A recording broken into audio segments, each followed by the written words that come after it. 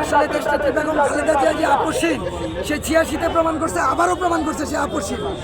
আজকে আমাদের খুব আনন্দ এবং গর্ব করে বলতে পারি যে আমাদের নেতৃত্বে নিয়ে বিভিন্ন কাজে মন্তব্য করছে, কত রকম কত কিছু করছে। আজকে সেই চোরের মতো পালিয়েছে দেশটি।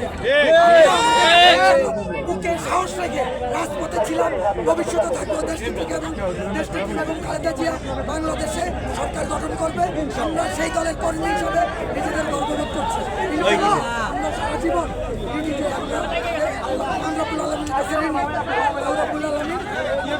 অন্তত পক্ষে এই দিনটা দেখার সুযোগ করে দিচ্ছে। আমি খিলগাঁও থানা যুব দলের সাবেক যুগ্ম আহ্বায়ক, সাবেক সিনিয়র যুগ্ম সাধারণ সম্পাদক এবং প্রেসিডেন্ট। আমার নাম মোহাম্মদ মনির হোসেন মনির। আমি একেবারে তৃণমূল থেকে আসি, থেকে আসি।